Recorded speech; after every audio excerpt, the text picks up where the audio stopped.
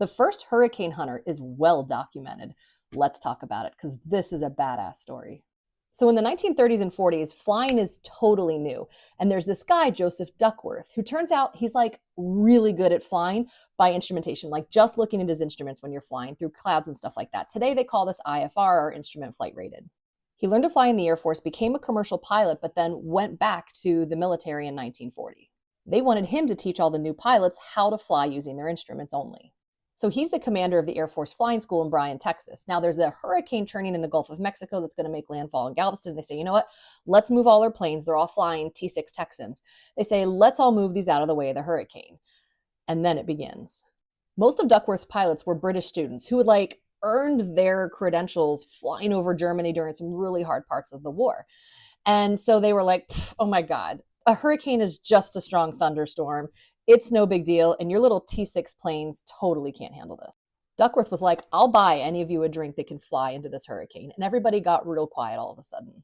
Duckworth told his students they're all a bunch of chickens, that he was going to go do it, and they all had to buy him a drink if he made it on the way back.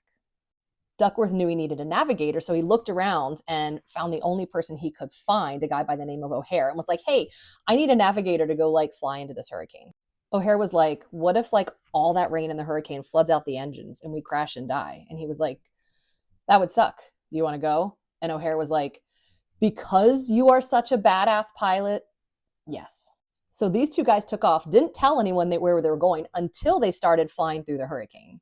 Air traffic control was like, hey, don't you guys know there's a hurricane out there? And they're like, actually, we do. That's kind of why we're here. We're going to fly through it. And air traffic control was like, please tell me what happens so I can tell people when you crash. Just keep me informed because this isn't going to go well. O'Hare and Duckworth got tossed around in this storm, they said, like a stick in a dog's mouth. And just when they thought they weren't going to be able to take it anymore, they broke through the eye wall and were flying through the eye of the hurricane.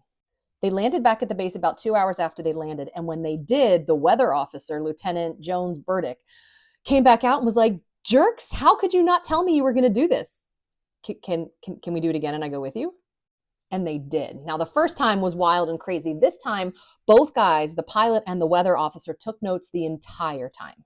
When they made it back, it was a huge party. Now, the chief of the Weather Bureau ended up hearing about this, and they were still recovering after the great 1938 hurricane that hit New England and how caught off guard they were by it. And they were like, God, if only we could fly planes into hurricanes. And this made a massive connection, and they realized that this was possible. Since then, the Air Force and the Weather Bureau, or NOAA, as we know it today, have been working together to collect data in hurricanes ever since that moment when they realized it was possible. And they are collecting probably some of the most important pieces of data that we have in hurricane forecasting.